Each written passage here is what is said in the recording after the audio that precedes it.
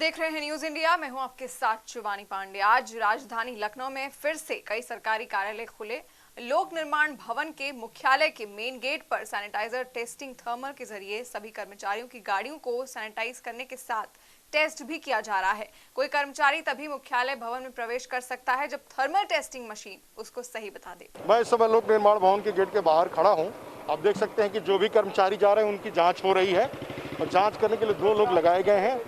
गाड़ी को भी सैनिटाइज किया जाएगा, साथ ही टेस्ट भी किया जा रहा है। और जो टेस्ट करने वाले हैं वो हमारे साथ जानना चाहेंगे, ये जो मशीन है क्या इससे कहा जाता है कि केवल बुखार बस पता चलता है, जिससे ये तय होता है कि शायद इनको लक्षण संक्रमण है? जी सर, इसका जो रेडिएशन रखा हुआ है ये 35 सेल्सियस से लेके 37.8 सेल्सियस है। इसके ऊपर निकलता है तो हम उन्हें संदिग्ध मानते हैं, तो थोड़ा उनको वेट करवाते हैं। उसके बाद भी अगर प्रॉपर वे में वो नहीं डाउन होता है तो हम उन्हें अंदर एंट्री नहीं देते। 3-4 प्रोसीजर जो हमारे यहाँ से सर लोगों ने रखा है, वो फर्स्ट है थर्मल, दूसरा हैंड सैनिटाइज़र, तीसरा गाड़ी बाइक कुछ भी हो उन्हें साइड में उतार के हम लोग पहले उसे साफ़ करवाते हैं, तभी एंट्री होती है, चाहे विभाग के चाहे कोई भी हो।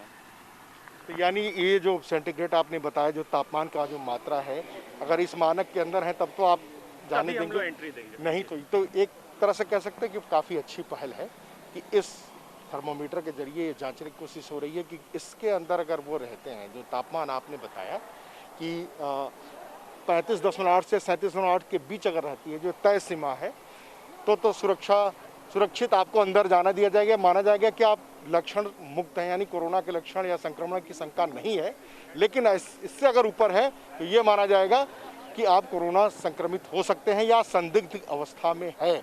तो ये बड़ी अच्छी पहल है कि कार्यालय में कोई भी संक्रमण युक्त व्यक्ति, कोरोना का संक्रमित व्यक्ति अंदर ना जा पाए, उसके लिए प्रयास हो रहा है।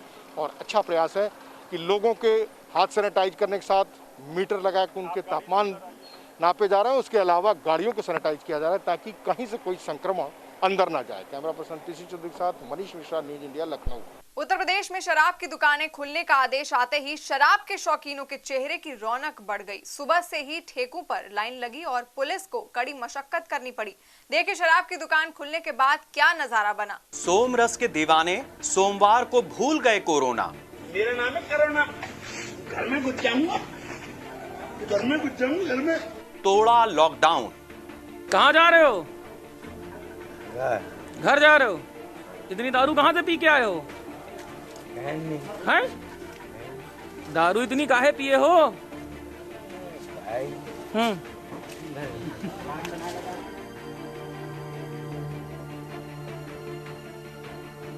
कोरोना वायरस के खिलाफ 40 दिन के लॉकडाउन मंथन में 5 मई 2020 को सोमरस निकला। ये संभव हुआ सरकार के एक आदेश के बाद। सुबह से ही सोम भक्तों की भीड़ ठेकों के बाहर जमा हो गई। कई तो ऐसे थे जो पूछ रहे थे 10 बज गए क्या? अभी 10 बजने में कितना समय बाकी है? खैर, इंतजार की घड़ियां खत्म हुई। घड़ी का कांटा 10 से टकराया तो दीवानों ने हाथ उठाकर कहा चीयर्स। हाथ हवा में उठे तो नजारा और भी हैरान करने वाला था। मदिरा के शौकीन हाथों में पेटियां और बोरे लेकर आए थे। अभी नहीं तो कभी नहीं के उद्घोष के साथ मदिरालय में जमा हुई भीड़ आज मानो शराब की सामाजिक बुराई पीकर खत्म करने को आतुर थी। तस्वीरों में देखिए किस ललक के साथ शौकीन निकले हैं शौक पूरा करने। ग्राहक ही देवता है, इस वाक्य को सूक्ति वाक्य मानकर दारू के ठेके चलाने वालों ने किसी को निराश नहीं किया। शटर उठाने से पहले दुकान की आरती उतारी गई, धूप बत्ती की गई। ज्यादातर जगहों पर व्यवस्थाएं रात से ही बनने लगी। अंग्रेजी शराब की दुकान पर हिंदुस्तानियों का हाल अंग्रेजों के देश जैसा ना हो जाए, इसके लिए सोशल डिस्टेंसिंग की चिंता सबसे पहले की गई। कई जगहों पर तो नियंत्रण के लिए रस्सियां लगाई गईं ताकि लोग कतार में चले। अब तक जो पुलिस वाले जगह जगह चेक पोस्ट बनाकर लॉकडाउन का पालन करवा रहे थे, आज उनकी चुनौती भी बढ़ गई। चेक पोस्ट राम भरोसे हो गई, पुलिस की पिकेट गतिमान हो गई। सोमरस के 2 घूंट कहीं सोम भक्तों के कदम चीन पर चढ़ाई न कर दें, इसलिए हर प्रदेश की पुलिस सजग और सतर्क थी। गजब का अनुशासन।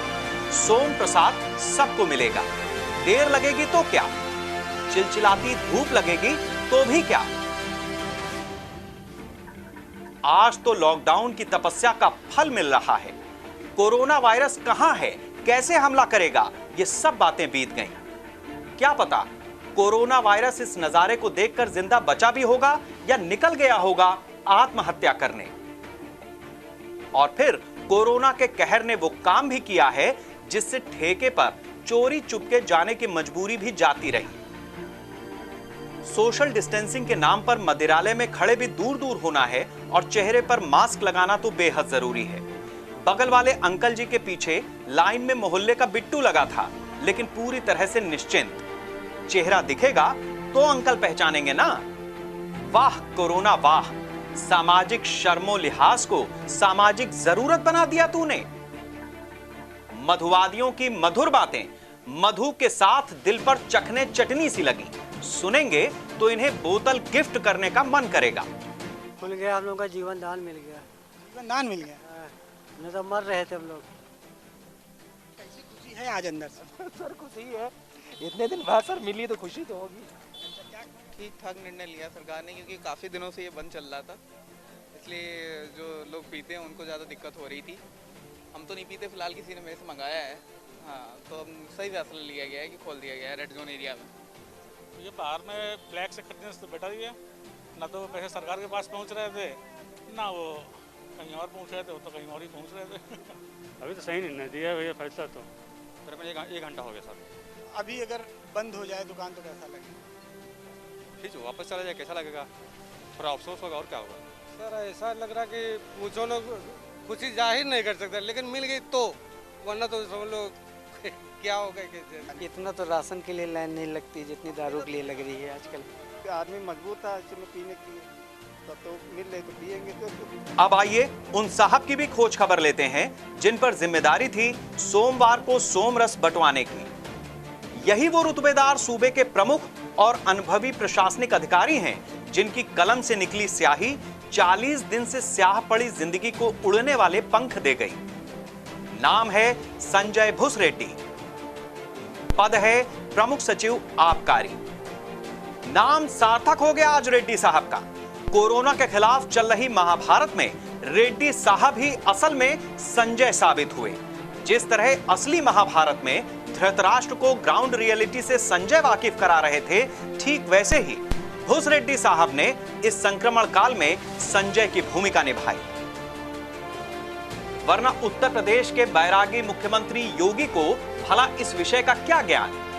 वो तो पहले दिन से लगे हैं प्रदेश वासियों की सेवा में निस्वार्थ निष्काम भाव से। तो मदिरा प्रेमियों की तरफ से अभिनंदन उन संजय भुसरेड्डी साहब का, जिन्होंने अपनी दिव्य दृष्टि से सरकार को यह दिव्य ज्ञान दिया और अपनी दिव्य कलम से दिग दिगांतर में मदिरालयों को तालों से मुक्त कर दिया। हंसी मजाक की बातें तो बहुत हुई, अब काम की दो बातें। लॉकडाउन है, बीवी बच्चे माता पिता बड़े बूढ़े सब घर पर हैं। शौक है शराब का, खरीद लिया आपने, पिएंगे भी। बस इतना ध्यान रहे कि नशे की हालत में परिवार के सदस्यों पर कोई जुल्म ज्यादती ना हो। अगर वास्तव में गरीब हो और सरकार की तरफ से मिल रहे राशन और भत्ते पर गुजर बसर कर रहे हो तो अपने ऊपर लगाम रखना। आज बचोगे, परिवार बचा ले जाओगे तो आने वाला कल तुम्हारा है। कुछ दिन का और इंतजार ही सही। इस संक्रमण काल के बाद परिवार के हंसते मुस्कुराते चेहरे देखकर पियोगे तो नशा भी खुशनुमा एहसास देगा, वरना गम मिटाने को यह दारू भी साथ नहीं देगी। ब्यूरो रिपोर्ट के साथ Shekhar Trivedi, news India, Lucknow. Corona के कहर के बीच भले ही यूपी सरकार ने मैखानों को खोलने की अनुमति जारी की है, इसका ये अर्थ कतई नहीं है कि लॉकडाउन की व्यवस्था को पटरी से उतरने दिया जाएगा। बकायदा सुबह से ही प्रमुख सचिव आबकारी संजय भुसरेड्डी अपने अफसरों की टीम के साथ खुद लखनऊ के अलग अलग इलाकों में स्थित शराब की दुकानों का दौरा करके नियमों का पालन कराने में लगे हुए हैं। न्यूज इंडिया से प्रमुख सचिव आबकारी संजय भुसरेड्डी ने खास बातचीत की। यूपी में शराब की बिक्री आज सुबह से खोल दी गई है और व्यवस्था को सुचारू रूप से चलाने के लिए प्रदेश सरकार के अफसर जमीन पर उतरे। खास तौर से प्रमुख सचिव आबकारी संजय भुसरेड्डी और आबकारी आयुक्त पी गुरु प्रसाद लगातार लखनऊ में अलग अलग शराब की दुकानों का जायजा ले रहे हैं और पहले ही दिन ये पाया है शासन ने कि ये जो आदेश था इसमें कुछ फेरबदल की भी गुंजाइश है और इस व्यवस्था को बेहतर रूप से चलाने के लिए आदेश में कुछ परिवर्तन आपको देखने को मिल सकते हैं। हमारे साथ प्रमुख सचिव आबकारी संजय भूसेड्डी साहब हैं। सबसे पहले सर, न्यूज़ इंडिया पे आपका स्वागत है। नमस्कार। आज पहला दिन है और शराब की दुकानें खुली हैं, लंबी लंबी लाइनें लगी हैं। आप सुबह से लखनऊ में अलग अलग जगहों पे दौरा कर रहे हैं। सुबह से आपने क्या देखा कि इस आदेश के बाद किस तरह की परिस्थितियां बदली हैं और इसमें आप क्या संशोधन करने जा रहे हैं? देखिए, जो आदेश भारत सरकार के बाद प्रदेश सरकार के हुए, उसके बाद आबकारी विभाग का शासनादेश हुआ कल शाम को, और आज सुबह हम लोगों ने देखा और पूरे प्रदेश में 75 जिलों से लगातार हम लोग टच में हैं। पूरा आबकारी विभाग के सभी वरिष्ठ अधिकारी टच में हैं और हम लोगों ने ये देखा कि लोग बड़े ही शालीनता से लाइनों में लग करके दुकान के सामने 5 गोले बना है, वहाँ तो 5 है, लेकिन आगे लोग जो अतिरिक्त है वो 1-1, 2-2 गज की दूरी पर खड़े होकर के, अधिकांश लोग मास्क पहन करके, 100% मास्क पहनना जरूरी है या गमछा लगा ले, वो उसके साथ में लोग अपने जो भी आवश्यकता है उसके अनुसार वो खरीद रहे हैं। अगले 2-3 दिनों के लिए हम लोगों ने एक व्यक्ति को 1 बोतल या 2 अद्धा या 3 पाव जिसको बोलते, पौवा जिसको बोलते, 2 बियर की बोतल और 3 कैंस, ये एक व्यक्ति इनमें से कोई भी एक चीज़ खरीद सकता है और लोग अपना आ रहे हैं, अपना खरीद के जा रहे हैं। बहुत ही लाइन लगा करके कायदे से लोग ले रहे हैं और सुबह 10 बजे से शुरू हुआ, शाम 7 बजे तक चलेगा जैसे शासन के आदेश है और ये व्यवस्था अभी सतत 10 से 7 चलेगी। ये जो हॉटस्पॉट है और जो कंटेनमेंट जोन है उसमें नहीं होगा, वहाँ की दुकानें बंद रहेगी। जब वो के उसको हॉटस्पॉट के बाहर जाएगा, वो कंटेनमेंट जोन ख़त्म होगा, तब वहाँ की दुकानें प्रारंभ होगी। प्रदेश में करीब 23,000 दुकानें आज खुल गई है और इससे प्रदेश सरकार को जो आबकारी का राजस्व आता है वो राजस्व अच्छा राजस्व आने की संभावना है। जो लगभग पिछले साल हम लोगों को 70-80 करोड़ प्रतिदिन आ जाता था और 2-2.5 हज़ार करोड़ प्रति माह, तो उसी प्रकार राजस्व की अपेक्षा थोड़ा बढ़ के इस साल है। सर, लखनऊ में आपने कहाँ पे निरीक्षण किया है? मैंने और आबकारी आयुक्त और हमारे फील्ड के officer, deputy excise commissioner Lucknow मंडल वगैरह मिल करके हम लोगों ने पूरा इधर गोमती नगर से ले करके IT चौराहा, फैज़ाबाद रोड, बाराबंकी रोड, फिर वापस फैज़ाबाद रोड से लेखराज मार्केट और उसके आगे महानगर, अलीगंज, इधर निशात के पास में हजरतगंज, ये सब एरियाज़ का दौरा किए हैं। बाकी हमारे डिप्टी कमिश्नर्स और डिस्ट्रिक्ट एक्साइज ऑफिसर्स वो सब लगे हुए हैं और पुलिस विभाग के सहयोग से और आबकारी का पूरा जितना भी constable, head constable, sub inspector, inspectors है, वो सब आज इस व्यवस्था को सुचारू रूप से चलाने में प्रयासरत है। सर, आबकारी राजस्व का यूपी सरकार के रेवेन्यू में बहुत बड़ा योगदान होता है। तकरीबन 20% आय जो है सुनिश्चित करता है यूपी सरकार की आबकारी राजस्व। लॉकडाउन के चलते शराब की दुकानें बंद थीं, इससे यूपी सरकार को अब तक कितना जो है नुकसान उठाना पड़ा है आबकारी राजस्व के मामले में? वो तो पूरे देश में लॉकडाउन था, पूरे देश में सब चीज़ें बंद थी, तो जो सामान्य सामान पर GST, वैट लगता है, गाड़ियाँ नहीं चल रही तो पेट्रोल खर्च नहीं हो रहा, तो वो उस हिसाब से तो सभी चीज़ें बंद थी, तो एक्साइज का भी रेवेन्यू का ह्रास हुआ है। 22 मार्च से चीज़ें बंद थी और आज से खुली है, तो वो लॉस तो जो होना था वो हो गया। अब आगे हम लोग देख रहे हैं कि जो कल्याणकारी योजना के लिए शासन को राजस्व की आवश्यकता है, वो राजस्व की जितना ज़्यादा हो सके उतना प्राप्त करने का प्रयासरत है। तकरीबन एक आंकड़ा आप लोगों ने डिसाइड किया होगा कि जो बीते 40 दिन थे उसमें बंदी थी और उसमें कितना राजस्व का नुकसान हुआ है, और अब चूंकि आज से एक नई व्यवस्था शुरू हुई है शराब की दुकानों को खोलने की, तो आने वाले कुछ समय तक इसका राजस्व बढ़ाने में कितना योगदान हो सकता है और एक अनुमानित कितना राजस्व आने का एक जो है मतलब आप लोग अनुमान लगा रहे हैं? हम लोग का अनुमान है कि प्रति माह 3,000 करोड़ का राजस्व की प्राप्ति होगी। 3,000 करोड़ के राजस्व की प्राप्ति होने का अनुमान है। अच्छा, अभी ये सर पहला दिन था और चूंकि लॉकडाउन है तो जो पेटी थी शराब की, जाहिर सी बात है कि भाई स्टॉक पूरा नहीं होगा, तो इस स्टॉक को मंगाने के लिए भी क्या कोई प्रयास किए जा रहे हैं या किस प्रकार से क्या व्यवस्था जो है, एक तो शराब की बिक्री दुकानें तो खुली गई हैं, उसके बाद की जो व्यवस्था होती है उसको पटरी पर लाने के लिए क्या व्यवस्था की गई? इसमें पिछले 15 दिन पहले डिस्टिलरी सब चालू हो गई थी और वहाँ से डिस्टिलरी से अब मूवमेंट शुरू हो गया है। कल से डिस्टिलरी से होलसेल में और होलसेल से रिटेल में उसका मूवमेंट स्टार्ट हो गया है। जैसे आप सब लोग जानते हैं कि सब चीज़ें बंद हो गई थी, ट्रांसपोर्ट, ट्रक, ड्राइवर्स, तो वो सब शहने सब चीज़ें खुल रही है, चालू हो रही है। कल परसों तक जितना नया उत्पाद है वो डिस्टिलरीज से निकल के होलसेल के माध्यम से रिटेल शॉप्स में आ जाएगा। जैसा कि सुबह से देखा कि दुकानों के बाहर जो भीड़ थी, कुछ लोग बोरा लेकर के भी आए थे, कुछ लोग थैला लेकर के आए थे। लोगों के मन में ये था कि सोम रस मिले या ना मिले, क्या व्यवस्था अगले दिन हो, शायद फिर सरकार उसको बंद कर दे। तो इसको रोकने के लिए आपने क्वांटिटी पर जो है कुछ शिकंजा कसा है कि मतलब आप एक नियत बोतलें ही वहाँ से ले जा सकते हैं, एक क्वांटिटी कुछ फिक्स की आपने? देखिए, हर व्यक्ति को वैसे भी हमारे रूल्स में एक लिमिट होता है। फ़िलहाल अभी ऐसा ना हो कि कुछ लोग ही पूरी बोतलें दुकान की ले ले, इसलिए हर व्यक्ति को एक बड़ी बोतल या 2 आधी बोतल या 3 क्वार्टर बोतल ले सकता है और या 2 बियर की बोतल या 3 बियर के कैन ले सकता है। जब अगले 2-3 दिन में जैसे ये स्मूथ हो जाएगा, उसके बाद जो उसको एक व्यक्ति को अनुमन्य है वो फिर पूरी ले सकता है।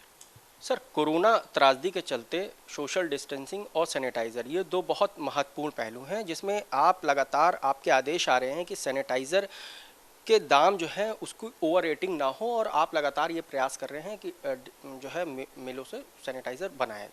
तो उसका क्या आंकड़ा है अभी? लगभग कितने ऐसे जो है, मतलब आपके पास कुछ आंकड़ा हो, कितना सैनिटाइज़र उत्पादन हो रहा है या मार्केट में कितना गया है? और आपने चूंकि उसके 100 रुपये फिक्स कर रखे हैं, कुछ उससे रिलेटेड कुछ? इसमें 85 कंपनियां हमारी सैनिटाइज़र बना रही है और इसमें सैनिटाइज़र बनाने में हमारे 28 चीनी मिले हैं, 38 हमारे सैनिटाइज़र बनाने की कंपनियां जो पहले 4-5 हुआ करती थी।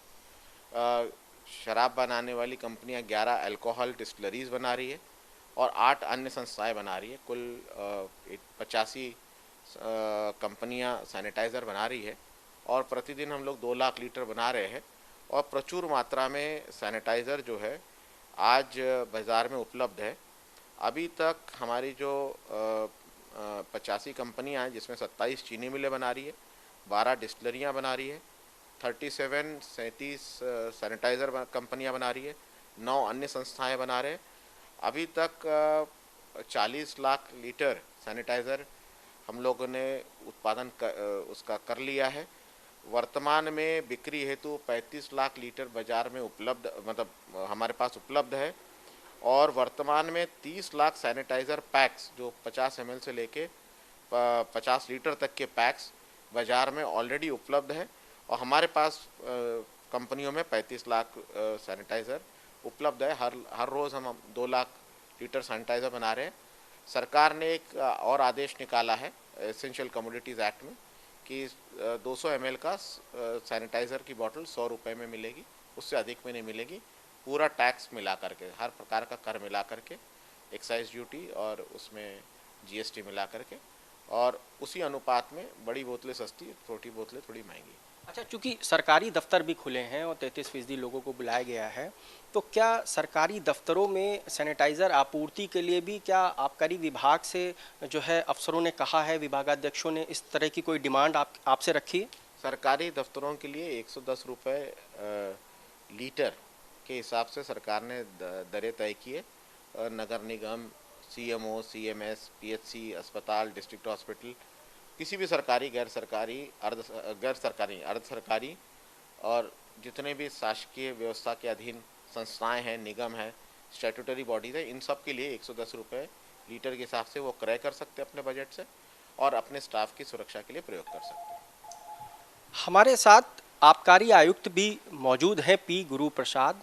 जो सुबह से प्रमुख सचिव आबकारी के साथ लगे हुए हैं और दुकान दर दुकान व्यवस्थाओं का जायजा ले रहे हैं। किसी भी प्रकार की लापरवाही और छूट पूरी तरह से अक्षम्य है। सर, आपने एक दिन पहले ही आदेश जारी किया था कि शराब की दुकानों चूंकि इतने दिन के बाद खुल रही हैं तो किसी भी प्रकार की ओवर रेटिंग ना हो। बहुत अच्छा आदेश था। ये माना जा रहा था कि महंगी दरों पे शराब बेची जा सकती है, जिसमें आपने अपने आदेश में ये लिखा कि इससे सरकार की छवि खराब हो सकती है, इसलिए आप सुबह से सर के साथ लगे भी हुए हैं। तो क्या आपने जब सुबह से निरीक्षण किया है तो एक भी दुकान में ऐसी मतलब आपको शिकायत मिली कि जहां शराब की ओवर रेटिंग हो रही हो?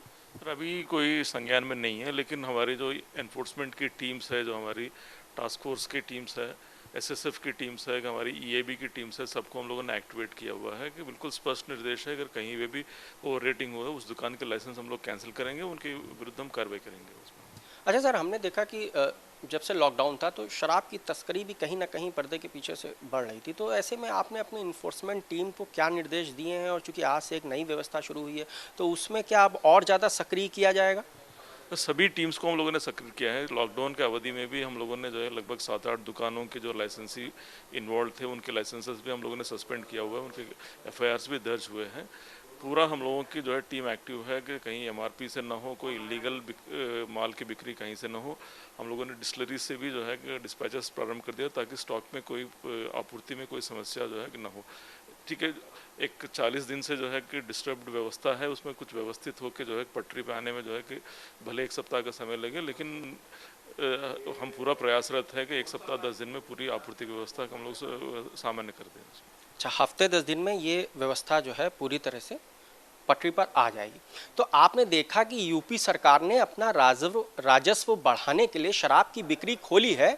लोग अंदेशा जता रहे थे इससे सड़कों पर माहौल खराब हो सकता है, लेकिन सुबह से ही मुख्यमंत्री योगी के अफसर, प्रमुख सचिव आबकारी और आबकारी आयुक्त और इनकी पूरी टीम सड़कों पर निकली है कि किसी भी प्रकार की व्यवस्था में छूट ना मिले और जो भी राहत लोगों को देनी है, लेकिन सबसे पहली प्राथमिकता अगर होनी चाहिए तो सरकार का राजस्व भी बढ़ाना होना चाहिए, क्योंकि सरकार को गेहूं खरीद तक के लिए 1000 करोड़ रुपए कर्ज लेना पड़ रहा है। ये आने वाले समय में आर्थिक परिस्थितियां और गंभीर हो सकती हैं, लेकिन कोरोना को हराना है तो ऐसी व्यवस्थाओं को भी सुचारू रूप से चलाना ही है। कैमरामैन गौरव वर्मा के साथ मनीष श्रीवास्तव, न्यूज इंडिया, लखनऊ। आज से देश भर में तीसरा लॉकडाउन शुरू हो गया है। आर्थिक गतिविधियों में छूट के ऐलान के साथ कुछ पाबंदियां हटा दी गई हैं, लेकिन सख्ती और बढ़ा दी गई है। इसी सिलसिले में कई राज्यों में शराब की दुकानें खोलने का ऐलान भी किया गया है।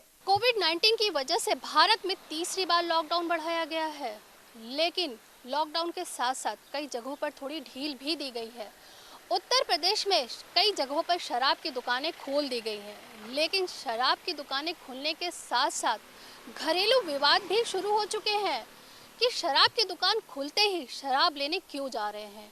तो आप सोचिए कि शराब लेने पर जब विवाद हो रहा है तो शराब का सेवन करने के बाद घरेलू विवाद कितना बढ़ जाएगा। जैसे जैसे लॉकडाउन बढ़ा, घरेलू हिंसा की घटनाओं में तेजी से बढ़ोतरी हुई।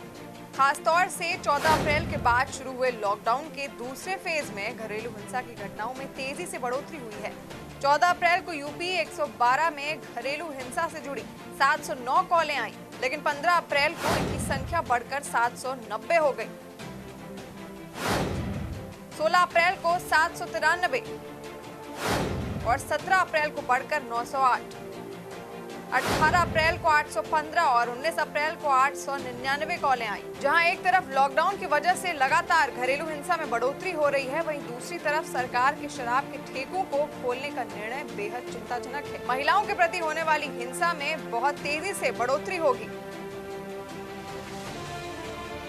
इसका एक उदाहरण पंजाब के पीजीआई सेक्रेटरी डिपार्टमेंट की एक रिसर्च में पाया गया है कि महिलाओं के साथ होने वाले अपराधों में 63.9% पीने वाले पुरुष घरेलू हिंसा के लिए जिम्मेदार हैं। संयुक्त राष्ट्र के महासचिव अंटोनियो ने कहा है कि महिलाओं के लिए सबसे ज्यादा खतरा उन्हें अपने घरों में है, जहां उन्हें सबसे ज्यादा सुरक्षित होना चाहिए।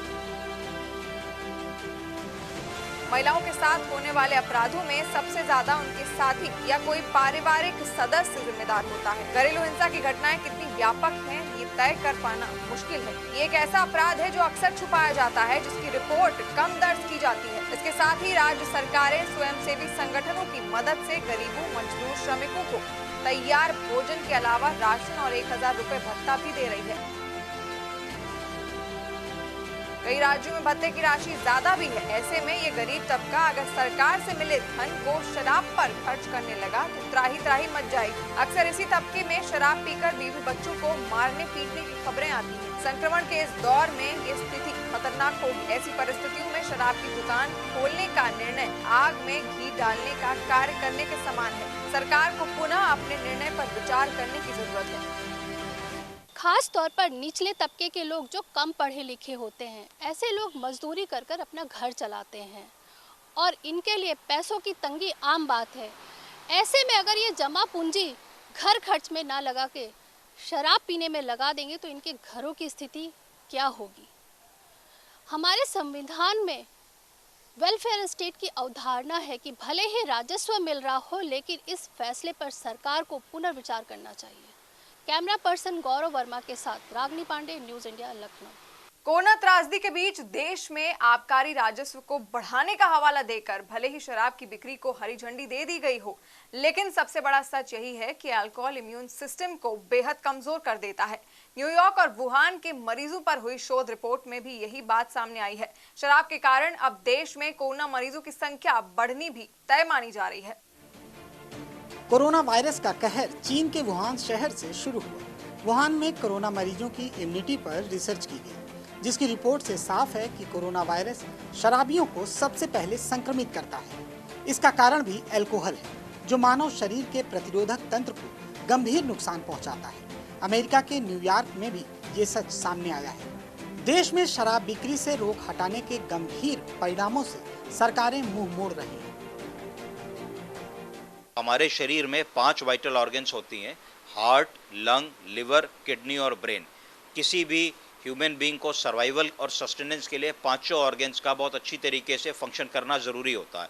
जिन लोगों में अत्यंत ज़्यादा शराब पीने की आदत होती है, उन लोगों को अल्कोहलिक लिवर डिजीज़ और फैटी लिवर की बीमारी हो जाती है। और यदि ऐसे लोगों को कोरोना से एक्सपोजर होता है या कोई कोरोना संदिग्ध के वो उसके कांटेक्ट में आते हैं, तो उनकी इम्यूनिटी कम होने के कारण उनका आउटकम जो होगा वो काफ़ी गड़बड़ हो जाएगा। तो मुझे लगता है कि सरकार ने काफ़ी तेज़ी दिखाई शराब की दुकानों को खोलने में, और जैसे कि मंदिर, मस्जिद, एसेंशियल चीज़ें, स्कूल, मॉल सब बंद हैं, तो अगर शराब की दुकानों को भी 2 हफ्ते और बंद रखा जा सकता तो ये जनता और देश के हित में होता।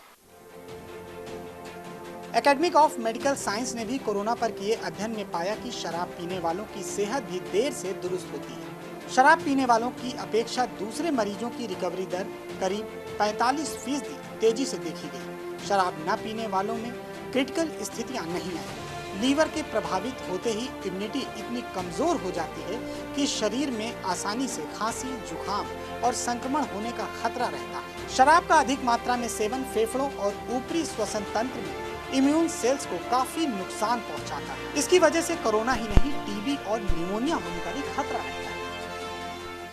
वुहान यूनिवर्सिटी ने ही खुलासा किया था कि कोरोना वायरस हमारे शरीर के प्रतिरोधक तंत्र को खराब कर रहा है, और अल्कोहल के ज़्यादा सेवन वाली रिपोर्ट भी वुहान से आ रही है कि अगर आपने नियमित तौर पर शराब का सेवन किया तो कोरोना को निमंत्रण सबसे पहले मिलेगा। ऐसे में उत्तर प्रदेश में शराब की बिक्री कहीं कोरोना मरीजों की संख्या ना बढ़ा दें, सरकारों को ये भी सोचना होगा। कैमरामैन पीसी चौधरी के साथ मनीष श्रीवास्तव, न्यूज इंडिया, लखनऊ। फिलहाल के लिए इतना ही, लेते हैं एक छोटा सा ब्रेक, जल्द लौटेंगे।